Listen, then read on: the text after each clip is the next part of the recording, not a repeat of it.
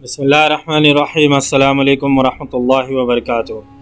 رومیوں سے ٹکر لینے کی خواہش میرے دل میں بھی ہے اور یہ ہماری دفاعی ضرورت بھی ہے۔ رومیوں کی جنگی طاقت کو اتنا کمزور کر دینا ضروری ہے کہ وہ سلطنت اسلامیہ کی طرف دیکھنے کی جرات نہ کر سکیں، لیکن ابھی ہم ان سے ٹکر نہیں لے سکتے۔ تم ان کے خلاف بڑے پیمانے کی جنگ نہ کرنا، محتاط ہو کر آگے بڑھنا تاکہ خطرہ زیادہ ہو تو پیچھے بھی ہٹ سکو۔ تم یہ جائزہ لینے کے لیے حملہ کرو کہ رومیوں کی فوج کس طرح لڑتی ہے اور اس کے سالار کیسے ہیں۔ امیر المومنین نے صاف الفاظ میں لکھا ہے کہ اپنے لشکر کو ایسی صورت میں نہ ڈال دینا کہ پسپائے اختیار کرو اور تمہیں اپنے علاقے میں آ کر بھی پناہ نہ ملے۔ اس سالار کا نام بھی خالد تھا، خالد بن سعید، لیکن میدان جنگ میں وہ خالد بن ولید رضی اللہ عنہ کے گرد پاک کو بھی نہیں پہنچ سکتا تھا۔ اسے جن دستوں کا سالار بنایا گیا تھا وہ سرحدی فرائض انجام دینے والے دستے تھے۔ ان میں لڑنے کی اہلیت تھی اور ان میں لڑنے کا جذبہ بھی تھا، لیکن انہیں جنگ کا ویسا تجربہ نہ تھا جیسا خالد بن ولید رضی اللہ عنہ کے دستوں نے حاصل کر لیا تھا۔ امیر المومنین نے خالد بن سعید کو اپنی سرحدوں پر پہرا دینے کے لیے بھیجا تھا۔ ان دستوں کا ہیڈ کوارٹر تیما کے مقام پر بنایا گیا تھا۔ بعض مورخوں نے لکھا ہے کہ خالد بن ولید رضی اللہ عنہ کی پے در پے کامیابیاں دیکھ کر خالد بن سعید کو خیال آیا کہ خالد بن ولید رضی اللہ عنہ فارس کو شکستیں دی ہیں تو وہ رومیوں کو ایسی ہی شکستیں دے کر خالد بن ولید رضی اللہ عنہ کی طرح نام پیدا کرے۔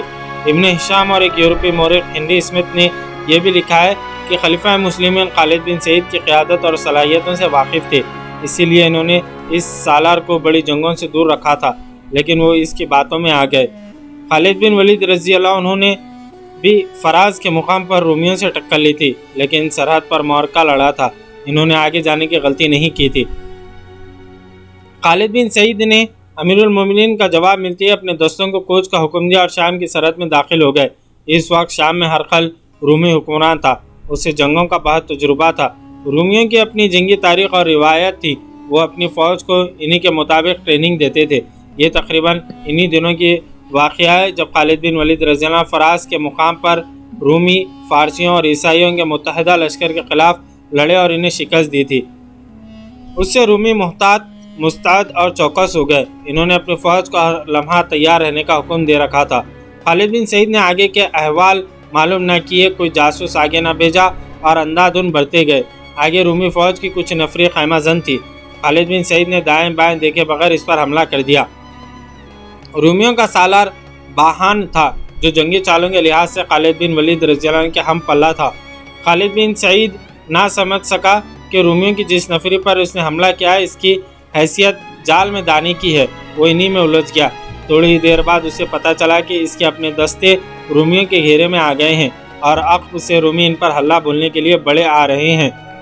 خالد بن سعید کے لیے اپنے دستوں کو بچانا ناممکن ہو گیا۔ اس نے یہ حرکت کی کہ اپنے محافظوں کو ساتھ لے کر میدان جنگ سے بھاگ گیا اور اپنے دستوں کو رومیوں کے رحم و کرم پر چھوڑ گیا۔ مسلمانوں کے ان دستوں پر مشہور جنگجو اکرمہ بن ابو جہل بھی تھے۔ اس ابتر صورتحال میں انہوں نے اپنے ہراساں دستوں کی کمان لی اور ایسی چالیں چلی کہ اپنے دستوں کو تباہی سے بچا لائے۔ جانی نقصان تو ہوا اور زخمیوں کی تعداد بھی خاصی تھی۔ خالد بن سعید کے بھاگ جانے سے تمام دستوں کی جنگی قیدی بننے کی حالت پیدا ہو گئے تھے۔ اکرمہ نے مسلمانوں کو اس ذلت سے بچا لیا۔ مدینہ اطلاع پہنچی تو خلیفہ مسلمین نے خالد بن سعید کو معزول کر کے مدینہ بلایا۔ خلیفہ مسلمین کے غصے کا یہ عالم تھا کہ انہوں نے خالد بن سعید کو بڑی محفل میں بزدل اور نالائق کہا۔ خالد بن سعید خاموشی کی زندگی گزارنے لگے۔ اس سے زیادہ اور افسردہ آدمی اور کون ہو سکتا ہے؟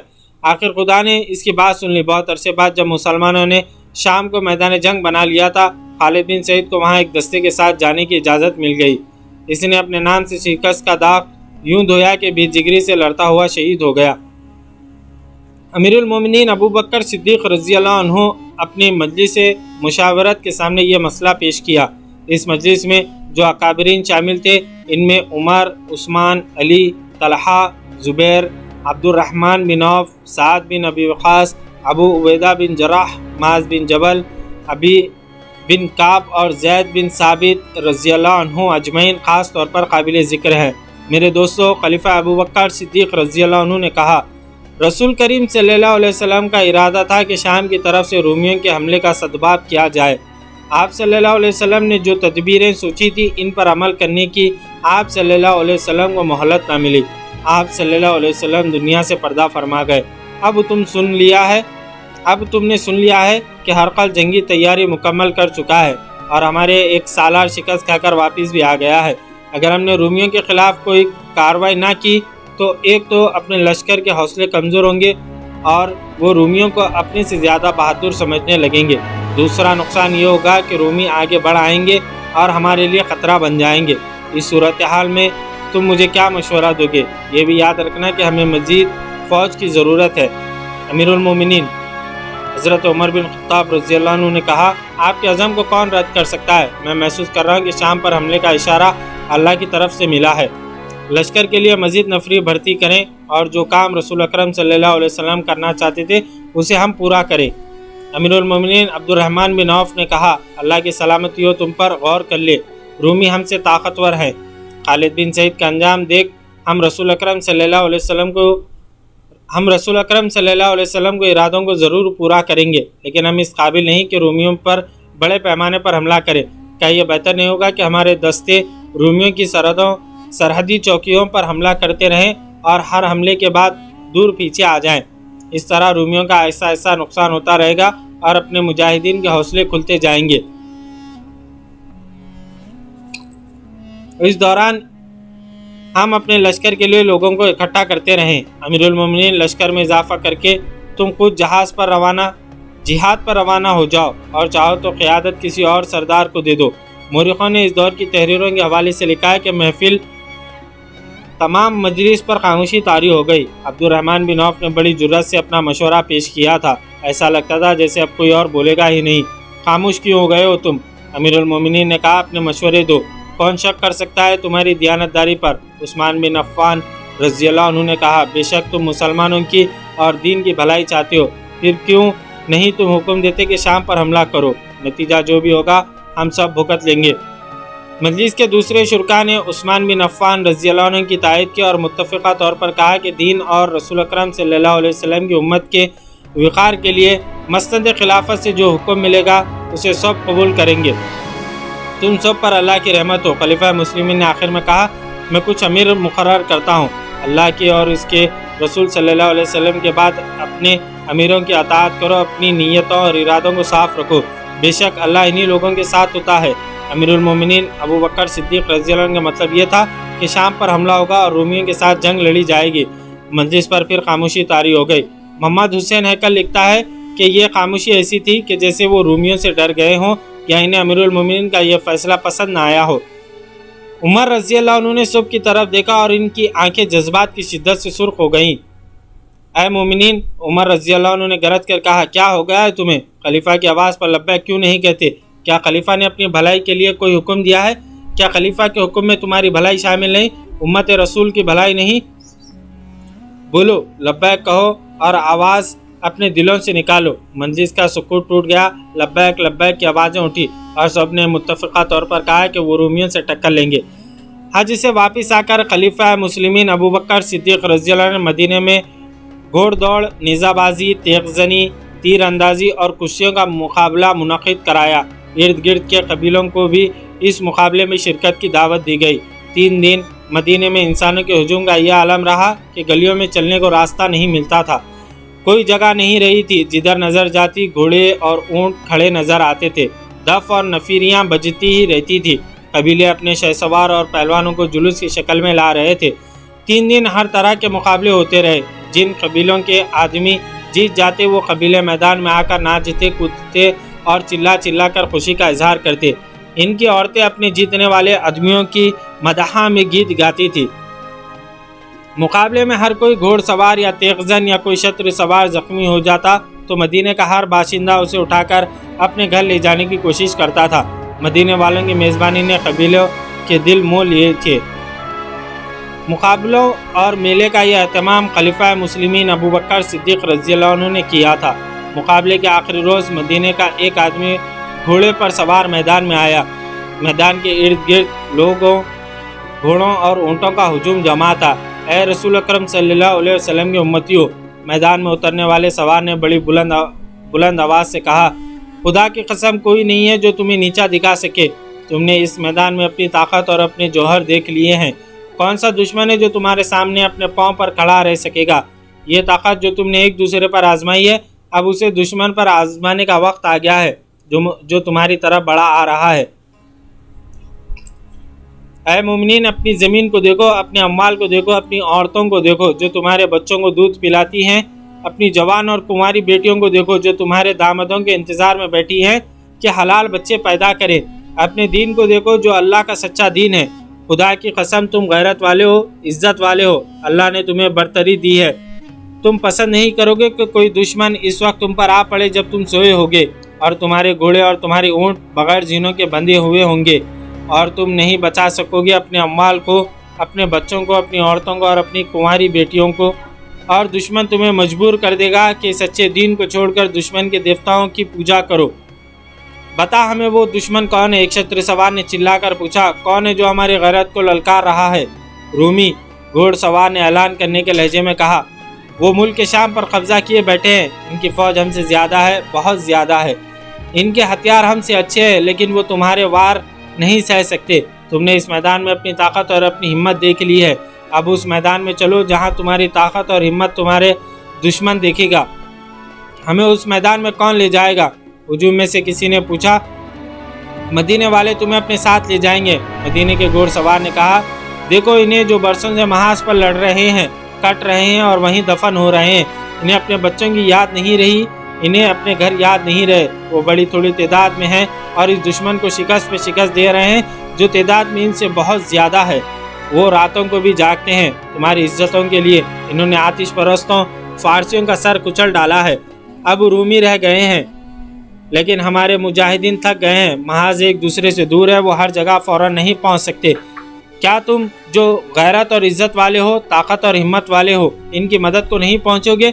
हुजूम जो पहले ही बेचैन था जोश और खरोश से फटने लगा। अमीरुल मोमिनीन का यही मंशा था कि लोगों को इस्लामी लश्कर में शामिल किया जाए। कबीलों की जो औरतें मदीने आई थी, इन्होंने अपने मर्दों को लश्कर में भर्ती होने पर उकसाना शुरू कर दिया। इस रोज़ जो मुकाबलों का आखिरी रोज़ था, मुकाबलों में कुछ और ही जोश और कुछ और ही शोर था। मुकाबलों में उतरने वालों का अंदाज़ ऐसा ही था जैसे वो लश्कर में अच्छी हैसियत हासिल करने के लिए अपने जौहर दिखा रहे हों। इसके बाद इन लोगों में से कई इस्लामी लश्कर में शामिल हो गए। यमन में इस्लाम मकबूल आम मज़हब बन चुका था। इर्तिदाद भी ख़त्म हो गया था और यहाँ का गालिब मज़हब इस्लाम था। खलीफा मुस्लिमीन ने अहले यमन के नाम एक ख़त लिखा जो एक कासिद ले गया था। ख़त में लिखा था, अहले यमन, तुम पर अल्लाह की रहमत बरसे। तुम मोमिनीन हो और मोमिनीन पर इस वक्त जिहाद फ़र्ज हो जाता है जब एक ताकतवर दुश्मन का ख़तरा मौजूद हो। हुक्म रब्बिल आलमीन है कि तुम तंगदस्ती में हो या खुशहाली में हो, तुम्हारे पास सामान कम है या ज़्यादा, तुम जिस हाल में भी हो दुश्मन के मुकाबले के लिए निकल पड़ो। अपने मालों और अपनी जानों से खुदा की राह में जिहाद के लिए निकलो। तुम्हारे जो भाई मदीने आए थे, इन्हें मैंने बग़र्ज़ जिहाद जाने की तरकीब दी तो वो बखुशी तैयार हो गए और इस्लामी लश्कर में शामिल हो गए। मैं यही तरकीब तुम्हें देता हूँ। मेरी आवाज़ तुम तक पहुँच गई है, इसमें अल्लाह का हुक्म है, वो सुनो और जिसने तुम्हें पैदा किया इसके हुक्म की तामील करो। इस दौर के रिवाज के मुताबिक मदीने के कासिद ने यमन में 3-4 जगहों पर लोगों को इकट्ठा किया और अमीरुल मोमिनीन का पैगाम सुनाया। इसका असर ये हुआ कि एक सरदार जुल्कला हमीरी ने ना सिर्फ अपने कबीले के जो आदमियों को तैयार किया बल्कि अपने ज़ेर असर चंद और कबीले के लड़ने वाले आदमियों को साथ लिया और मदीने को रवाना हो गया। मदीना का कासिद हर कबीले में गया। 3 और कबीले के सरदार कैस बिन हुबैर मुरादी, जंदब बिन उमर दोसी और हाबिस बिन साद ताई ने अपने अपने कबीले के जवान और लड़ने के काबिल अफराद को साथ लिया और शाम की जंगी मुहिम में शरीक होने के लिए आज़िम मदीना हुए। ये एक अच्छा खासा लश्कर बन गया। हर फर्द घोड़े या ऊँट पर सवार और हर किस्म के हथियारों से मसला होकर आया। ये लोग तीरों का एक बहुत बड़ा ज़ख़ीरा भी साथ ले आए। मदीने में इस लश्कर का इज्तिमा 634 ईस्वी मुहर्रम 13 हिजरी में हुआ था। अमीरुल मोमिनीन अबू बकर सिद्दीक़ रज़ियल्लाहु अन्हु ने खुद इस इज्तिमा के हर आदमी को अच्छी तरह से देखा कि वो तंदुरुस्त है और किसी के मजबूर करने पर नहीं बल्कि जिहाद का मतलब और मकसद समझकर खुद आया है। फिर इस लश्कर की छानबीन ये मालूम करने के लिए की गई कि इनमें कई अफराद मुर्तदीन के साथ रहे थे और मुसलमानों ने इर्तिदाद के ख़िलाफ़ जो जंग लड़ी थी इसमें वो मुसलमानों के ख़िलाफ़ लड़े थे। इन्होंने इस्लाम तो कबूल कर लिया था लेकिन इन पर भरोसा नहीं किया जा सकता था। मुर्तदीन ने यह आदत बना ली थी कि मुर्तद बने रहे। जब मुसलमानों के हाथों में मैदान जंग में पिट गए तो इस्लाम कबूल कर लिया, मगर मुसलमान इन पर भरोसा करके इनकी बस्तियों से हटे तो इनमें से कई एक इस्लाम से मुनहरिफ होकर फिर मुर्तद हो गए। मदीने में छानबीन की गई तो इनमें से बास को लश्कर से निकाल दिया गया। बाकी लश्कर को 4 हिस्सों में बांटकर हर हिस्से का सालार मुकर्रर किया गया। हर हिस्से में 7,000 आदमी थे, यानी लश्कर की तादाद 28,000 थी। ज़्यादातर मौरिखों ने यह तादाद 30,000 लिखी है। एक हिस्से के सालार थे उमरू बिन आस रज़ी अल्लाह अन्हु, दूसरे के यजीद बिन अबी सुफियान रज़ी अल्लाह अन्हु, तीसरे के शर्जील बिन हसना और चौथे हिस्से के सालार अबू उबैदा बिन जराहा। इन सालारों ने चंद दिन लश्कर को बड़े पैमाने की जंग लड़ने की ट्रेनिंग दी, जिसमें मुआरके के दौरान दस्तों का आपस में राब्ता और नज़्म व नस्क कायम रखना था। अप्रैल 634 ईस्वी के पहले हफ्ते में इस लश्कर को शाम की तरफ कूच का हुक्म मिला। हर हिस्से के अलग अलग मुकामात पर पहुंचना और एक दूसरे से अलग कूच करना था। उमरू बिन आस को अपने दस्तों के साथ फ़लस्तीन तक जाना था। यजीद बिन अबी सुफियान की मंजिल दमश्क थी, इन्हें तबूक के रास्ते से जाना था। शर्जील बिन हसना को उर्दून की तरफ जाना था। इन्हें कहा गया था कि यजीद बिन अबी सुफियान के दस्तों के पीछे पीछे जाएं। अबू उबैदा बिन जराह की मंजिल हमस थी, इन्हें भी तबूक के रास्ते से ही जाना था। अल्लाह तुम सब का हामी व नासिर हो। खलीफा मुस्लिमीन ने आखिरी हुक्म ये दिया, सालार अपने अपने दस्ते एक दूसरे से अलग रखेंगे। अगर रोमियों के साथ कहीं टक्कर हो गई तो सालार एक दूसरे की मदद को बुला सकते हैं। अगर लश्कर के चारों हिस्सों को मिलकर लड़ना पड़ा तो अबू उबैदा बिन जराह तमाम लश्कर के सिपा सालार होंगे। सबसे पहले यजीद बिन अबू सुफियान अपने दस्तों को साथ लेकर मदीने से निकले। मदीने की औरतें और बच्चे भी बाहर निकल आए। छतों पर औरतें खड़ी हाथ ऊपर करके हिला रही थी। बूढ़ी औरतों ने दुआ के लिए हाथ उठाए हुए थे। कई बूढ़ों की आंखें इसलिए अश्कबार हो गई थी कि वो लड़ने के काबिल नहीं रहे थे। यजीद बिन अबी सुफियान अपने दस्तों के आगे आगे जा रहे थे। यजीद के साथ अमीरुल मोमिनीन अबू बकर सिद्दीक रज़ियल्लाहु अन्हु पैदल चले जा रहे थे। यजीद घोड़े से उतर आए। अमीरुल मोमिनीन के इसरार के बावजूद वो घोड़े पर सवार ना हुए। अमीरुल मोमिनीन ज़ईफ़ थे, फिर भी वो दस्तों की रफ्तार से चले जा रहे थे। यजीद ने इन्हें कई बार कहा कि वो वापस चले जाएं, लेकिन अबू बकर रज़ियल्लाहु अन्हु ना माने। मदीने से कुछ दूर जाकर यजीद रुक गए।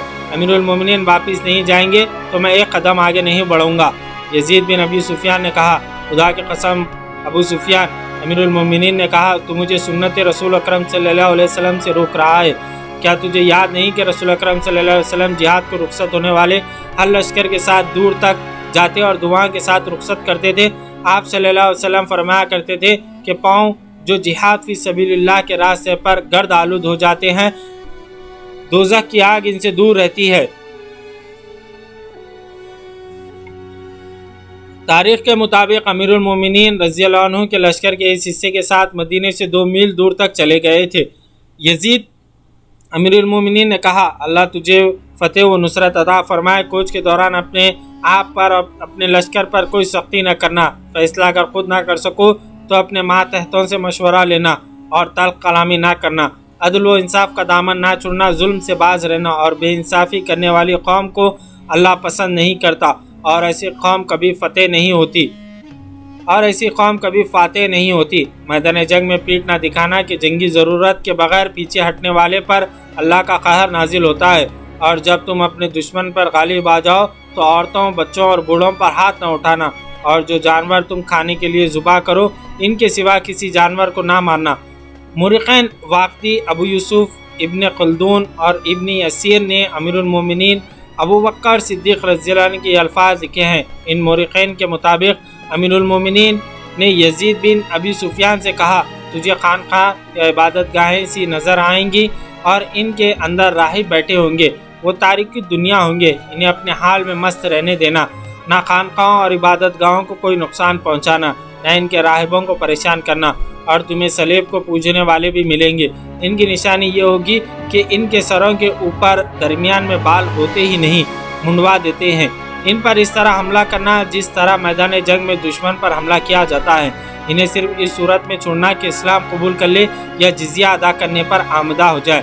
अल्लाह के नाम पर लड़ना, एतदाल से काम लेना, गद्दारी ना करना और जो हथियार डाल दे इसे बिला वजह कत्ल न करना। ऐसे लोगों के आज़ा भी न काटना। یہ رسول اکرم صلی اللہ علیہ وسلم کا طریقہ تھا کہ رخصت ہونے والے ہر لشکر کے ساتھ کچھ دور تک جاتے، سالاروں کو ان کے فرائض یاد دلاتے اور لشکر کو دعاؤں سے رخصت کرتے تھے۔ خلیفہ اول ابو بکر صدیق رضی اللہ عنہ نے رسول اکرم صلی اللہ علیہ وسلم کی پیروی کرتے ہوئے 4 سالاروں کو آپ صلی اللہ علیہ وسلم ہی کی طرح رخصت کیا۔ لشکر اور دستے تو محاذ پر روانہ ہوتے ہی رہتے تھے، لیکن یہ لشکر بڑے خطرناک اور طاقتور دشمن سے لڑائی کرنے جا رہا تھا۔ شہنشاہ ہرقل جو حمص میں تھا، صرف شہنشاہ ہی نہیں تھا، وہ میدان جنگ کا استاد اور جنگی چالوں کا ماہر تھا۔ اس لشکر کو مدینے سے روانہ کر کے مدینے والوں پر خاموشی سی طاری ہو گئی تھی، اور وہ خاموشی کی زبان میں ہر کسی کے سینے سے دعائیں پھوٹ رہی تھی۔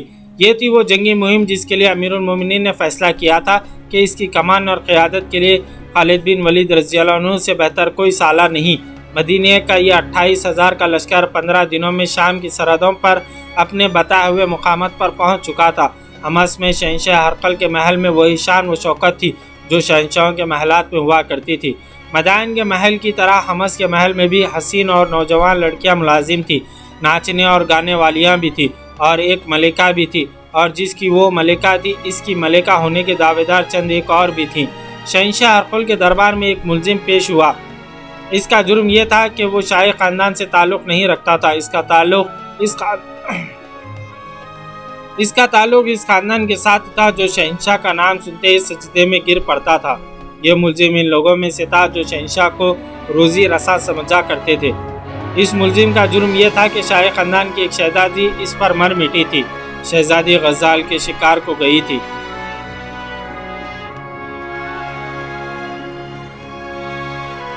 اور جنگل میں اسے کہیں یہ آدمی مل گیا تھا۔ شہزادی نے تیر سے ایک غزال کو معمولی سا زخمی کر دیا تھا اور اس کے پیچھے گھوڑا ڈال دیا تھا، لیکن غزال معمولی زخمی تھا، وہ گھوڑے کی رفتار سے کہیں زیادہ تیز بھاگ رہا تھا۔ اس ملزم نے دیکھ لیا، وہ گھوڑے پر سوار تھا اور اس کے ہاتھ میں برچی تھی۔ اس سے غزال کے پیچھے گھوڑا دوڑا دیا۔ غزال مڑتا تھا تو سوار راستے چھوٹا کر کے اس کے قریب پہنچ جاتا تھا۔ وہ غزال کو اس طرف لے جاتا تھا جدھر شہزادی رکی کھڑی تھی۔ شہزادی نے 3-4 تیر چلائے، سب خطا گئے۔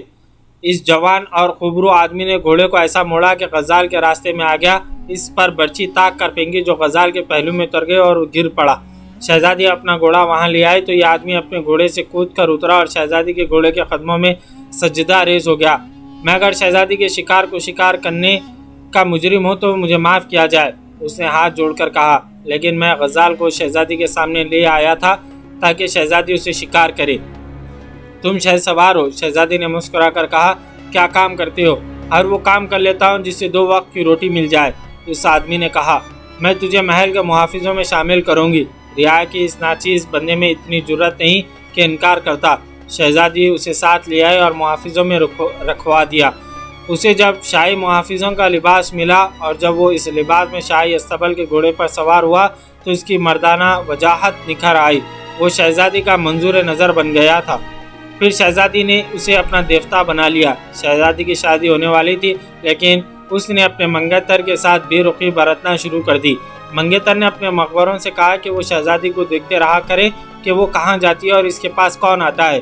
ایک رات شہزادی کے منگیتر کو اطلاع ملی کہ شہزادی شاہی محل کے باغ میں بیٹھی ہوئی ہے۔ وہ محل سے تھوڑی ہی دور ایک بڑی خوبصورت جگہ تھی۔ وہاں چشمہ تھا اور سبززار تھا، درخت تھے اور پھلدار پودوں کی باڑیں تھیں۔ چاندنی رات تھی۔ شہزادی اور اس کا منظور نظر ہاتھوں میں ہاتھ ڈالے بیٹھے تھے کہ انہیں بھاری بھرکم قدموں کی دھمک سنائی دی۔ وہ شاہی محافظوں کے نرغے میں آ گئے تھے۔ اس محافظ کو قید میں ڈال دیا گیا۔ شہنشاہ ہرقل کو صبح بتایا گیا اور محافظ کو زنجیروں میں باندھ کر دربار میں پیش کیا گیا۔ اس پر الزام یہ تھا کہ اس نے ایک شہزادی کی شان میں گستاخی کی ہے۔ یہ الزام دربار میں بلند آواز سے سنایا گیا۔ شہنشاہ ہرقل کی شہنشاہی ساری دنیا میں پھیلے۔ ملزم نے کہا، شہزادی کو دربار میں بلا کر پوچھا جائے کہ میں نے گستاخی کی ہے یا محبت کی ہے، اور محبت میں نے نہیں، شہزادی نے کی ہے۔ لے جاؤ اسے۔ شہنشاہ ہرقل نے گرج کر کہا، رت کے پیچھے باندھ دو اور رت اس وقت تک دوڑتی رہے جب تک اس کا گوشت اس کی ہڈیوں سے الگ نہیں ہو جاتا۔ شہنشاہ ہرقل، ملزم نے للکار کر بولا، تو ایک شہزادی کی محبت کا خون کر رہا ہے۔ اسے دربار سے گھسیٹ کر لے جا رہے تھے اور اس کی پکار اور للکار سنائی دے رہی تھی۔ وہ رحم کی بھیک نہیں مانگ رہا تھا۔ تیرا انجام قریب آ رہا ہے ہرقل، وہ چلاتا جا رہا تھا۔ اپنے آپ کو دیوتا نہ سمجھ ہرقل، ذلت اور رسوائی تیری طرف آ رہی ہے۔ محبت کے اس مجرم کو ایک رتھ کے پیچھے باندھ دیا گیا اور 2 گھوڑوں کی رتھ دوڑ پڑی۔ محل سے شور اٹھا، شہزادی نے پیٹ میں تیر اتار لی تھی، پیٹ میں تلوار اتار لی تھی۔ یہ خبر شہنشاہ ہرقل تک پہنچی تو اس نے کسی رد عمل کا اظہار نہیں کیا۔ وہ تخت پر بیٹھا رہا، درباریوں پر سناٹا طاری تھا۔ کچھ دیر بعد اٹھا اور اپنے خاص کمرے میں چلا گیا۔ وہ سر جھکائے یوں کمرے میں ٹہل رہا تھا۔ ملکہ کمرے میں آئی، ہرقل نے اسے قہر کی نظروں سے دیکھا۔ شگن اچھا نہیں، ملکہ نے روندی ہوئی آواز میں کہا۔ صبح 2 خون ہو گئے ہیں، یہاں سے چلی جاؤ۔ ہرقل نے کہا، میں شائق خاندان کی بے عزتی برداشت نہیں کر سکتا، میں کچھ اور کہنے آئی ہوں۔ ملکہ نے کہا، سرحد سے ایک عیسائی آیا ہے، اس نے تمام رات سفر میں گھوڑے کی پیٹھ پر گزاری ہے، اسے کسی نے دربار میں داخل ہونے نہیں دیا، مجھے اطلاع ملی تو وہ کیوں آیا ہے؟ ہرقل نے جھنجھلا کر پوچھا، کیا وہ سرحد سے کوئی خبر لایا ہے؟ مسلمان کی فوجیں آ رہی ہیں۔ ملکہ نے کہا، اندر بھیجو اسے۔ ہرقل نے کہا۔ ملکہ کے جانے کے بعد ایک ادھیڑ عمر آدمی کمرے میں آیا، اس کے کپڑے پر اور چہرے پر گرد کی تہ جمی ہوئی تھی۔ وہ سلام کے لیے جھکا۔ تو نے محل تک آنے کی جرت کیسے کی؟ ہرقل نے شاہانہ جلال سے پوچھا۔ کیا تو یہ خبر کسی سالار یا ناظم کو نہیں دے سکتا تھا؟ یہ جرم ہے تو میں بخشش مانگتا ہوں۔ اس آدمی نے کہا، مجھے ڈر تھا کہ اس خبر کو کوئی سچ نہیں مانے گا۔ تو نے مسلمانوں کا لشکر کہاں دیکھا ہے؟ حمص سے 3 روز کے فاصلے پر، اس نے جواب دیا۔ یہ ایک عیسائی عرب تھا جس نے ابو عبیدہ بن جراح کے دستوں کو شام سے کچھ دور دیکھ لیا تھا۔ اسی شام 2 اور جگہوں سے اطلاع آئی کہ مسلمان کی فوج ان جگہوں پر پڑاؤ ڈالے ہوئے ہے۔ مسلمانوں کے لشکر کے چوتھے حصے کی اطلاع ابھی نہیں آئی تھی۔ رات کو ہرقل نے اپنے جرنیلوں اور مشیروں کو بلایا۔ کیا تمہیں معلوم ہے سرحد پر کیا ہو رہا ہے؟ ہرقل نے پوچھا۔ مدینے کی فوج 3 جگہوں پر آ گئی ہے۔ اپنی کسی سرحد چوکی نے اطلاع کیوں نہیں دی؟ کیا وہاں سب سوئے ہوئے ہیں؟ کیا تم برداشت کر سکتے ہو کہ عرب کے چند ایک لٹیرے قبیلے تمہیں سرحدوں پر آ کر للکارے؟ کیا تم ان کے ایک سالار کو اپنی طاقت نہیں دکھا چکے؟ وہ خوش قسمت تھا کہ نکل گیا اور اب وہ زیادہ تعداد میں آئے ہیں۔ وہ مال غنیمت کے بھوکے ہیں، فوراً تیاری شروع کرو، ان کا کوئی ایک آدمی اور گھوڑا یا اونٹ واپس نہ جائے۔ شہنشاہ ہرقل، شام کی فوج کے کمانڈر نے کہا، آپ اتنے نا تجربے کار تو نہیں جیسے آپ نے بات کی ہے۔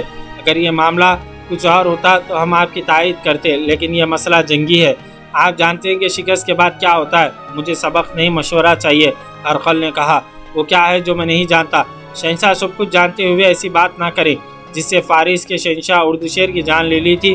رومی فوجیوں کے کمانڈروں نے کہا، اس کی جنگی طاقت ہمارے ٹکر کی تھی، آپ بھی اس فوج سے لڑ چکے ہیں، اس کے بعد آپ کو بھی عراق پر فوج کشی کی جرت نہیں ہوئی۔ اب فراز کے میدان میں ہمیں مسلمانوں کے خلاف فارسیوں کو اتحادی بنانا پڑا اور ہم نے عیسائی قبیلوں کو ساتھ ملایا، مگر خالد بن ولید ہمیں شکست دے گیا۔ کیا تم یہ کہنا چاہتے ہو کہ ہمیں مسلمانوں سے ڈرنا چاہیے؟ ہرقل نے طنزیہ لہجے میں پوچھا۔ نہیں شہنشاہ، کمانڈر نے کہا، اردشیر بھی میدان میں بیٹھا ایسی ہی باتیں کیا کرتا تھا جیسے آپ حمص میں بیٹھ کر رہے ہیں۔ میں آپ کو یاد دلا رہا ہوں کہ فارسیوں کا انجام دیکھیں، میدان کے محل اب بھی کھڑے ہیں لیکن مقبروں کی طرح۔ اردشیر نے پہلے پہل مسلمانوں کو عرب کے بدو اور ڈاکو کہا تھا، میں نے فارسیوں کی شکست کی چھان بین پوری تفصیل سے کی ہے۔ اردشیر کے منہ سے یہی الفاظ نکلتے تھے، کچل دو، مگر اس کا جو بھی جنرل مسلمانوں کے مقابلے کو گیا وہ چلا گیا۔ مسلمان ان کے علاقوں پر علاقہ فتح کرتے آئے حتیٰ کہ ان کے تیر میدان میں گرنے لگے۔ اور شہنشاہ ہرقل، مجھے معلوم ہوا ہے کہ مسلمان مذہبی جنون سے لڑتے ہیں، مال غنیمت کے لیے نہیں، ہم زمین کے لیے لڑتے ہیں۔ مسلمان جنگ کو ایک عقیدہ سمجھتے ہیں، ہم ان کے عقیدے کو سچا سمجھے یا نہ سمجھے اس سے کیا فرق پڑتا ہے؟ شہنشاہ کو اس پر بھی غور کرنا پڑے گا کہ مسلمان ہر میدان میں تھوڑی تعداد میں ہوتے ہیں، وہ جذبے اور جنگی چالوں کے زور پر لڑتے ہیں۔ فراز میں ہم نے اپنے فارسیوں کی اور عیسائیوں کی نفری کو اتنا زیادہ پھیلا دیا تھا کہ مسلمانوں کی تھوڑی سی نفری ہمارے پھیلاؤ میں آ کر گم ہو جاتی، لیکن مسلمانوں نے ایسی چالیں چلی کہ ہمارا پھیلاؤ سکڑ گیا اور ہم پٹ کر رہ گئے۔ دوسرے جنرلوں نے بھی اس طرح کے مشورے دیے اور ہرقل قائل ہو گیا کہ مسلمانوں کو طاقتور اور خطرناک دشمن سمجھ کر جنگ کی تیاری کی جائے، لیکن میں اسے اپنی توہین سمجھتا ہوں کہ مسلمان جو کچھ ہی سال پہلے وجود میں آئے ہیں عظیم سلطنت روم کو للکاریں۔ ہرقل نے کہا، ہمارے پاس ہماری صدیوں پرانی تاریخ ہے، رومیوں نے ساری دنیا پر دہشت طاری کیے رکھی ہے، ہمارا مذہب دیوتاؤں کا مذہب ہے، آسمان اور زمین پر ہمارے دیوتاؤں کی حکمرانی ہے۔ اسلام ایک انسان کا بنایا ہوا مذہب ہے جس کے پھیل جانے کی کوئی وجہ سمجھ میں نہیں آتی۔ میں صرف یہ حکم دوں گا کہ اس مذہب کے پیروکاروں کو اس طرح ختم کرو کہ اسلام کا نام لینے والا کوئی जिंदा ना रहे। अगले ही रोज़ हरकल को इत्तला मिली कि मुसलमानों के साथ रूमी फ़ौज की टक्कर हुई है और रूमी फ़ौज बड़ी बुरी तरह पसपा हुई है। ये उमर बिन आस के दस्ते थे जो तबूक से आगे बढ़े तो रूमी फ़ौज के कुछ दस्ते इनके राह में हायल हो गए। ये शाम ईसाई अरबों के दस्ते थे। इस तरह यहाँ पर 43वीं क़िस्त अपने अख्ताम को पहुँची। कल हम इंशाअल्लाह 44वीं क़िस्त लेकर आपकी खिदमत में हाजिर होंगे। जज़ाकल्लाहु खैर।